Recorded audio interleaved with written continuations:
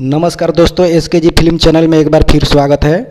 दोस्तों, आप लोगों के बीच में एक मैं चुनावी मैटर गीत लेकर के आए हुए हैं, जो कि ट्रैक पे गीत बनाया गया है। इसमें दो सिंगर भाई गा सकते हैं, या एक लेडीज या एक जेंट्स। दोस्तों, वीडियो में आगे बढ़ने से पहले मैं आप लोगों को बता देता हूं कि पहले वीडियो को लाइक और चैनल को सब्सक्राइब करें। अगर किसी भी भाई को ज़रूरत है इस गीत को, तो कृपया दिए हुए स्क्रीन पे मेरा नंबर है, उस नंबर पे कॉल करके इस गीत को ले सकते हैं। आइए पहले पढ़ के सुनाते हैं, फिर उसके बाद में गा करके सुनाएंगे। ग्राम पंचायत में घूमस दिन नाइट में सबकर पूछस हाल। इसको 2 बार गाना है। ग्राम पंचायत में घूमस दिन नाइट में सबकर पूछस हाल। अमीरी या गरीबी में बन के करीबी में बदले न इनकर चाल। हो अब कर जनी मन में विचार साथ ई निभावे के बहो।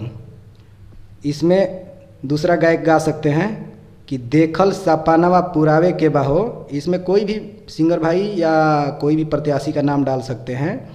तो जैसे मैं अपने भाई को नाम डाल देता हूँ, जैसे देखल सपनावा पुरावे के बहो, सखरू भैया के मुखिया बनावे के बहो। इसको 2 बार गाना है। आइए इसको मैं गा करके सुनाता हूँ कि ग्राम पंचायत में घूमस दिन नाइट में सब कर पूछे ले हाल हाल हाल। अमीरी या गरीबी में बन के करीबी में बदले न इनकर चाल चाल चाल। ग्राम पंचायत में घूमस दिन नाइट में सब कर पूछे ले हाल। अमीरी या गरीबी में बन के करीबी में बदले न इनकर चाल चाल चाल।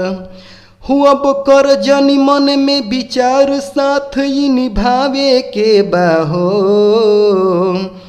देखल सपनावा पुरावे के बाहो, सखरू भैया के मुखिया बनावे के बाहो। चाची देखल सपनावा पुरावे के बहो, सखरू भैया के मुखिया बनावे के बहो। तो दोस्तों, ये था मेरा मुखड़ा और अंतरा भी बना दिए हैं। अगर किसी भी भाई को ज़रूरत है इस गीत को, तो हमारे दिए गए स्क्रीन पे नंबर है, उस पर फ़ोन करके इस गीत को ले सकते हैं। धन्यवाद।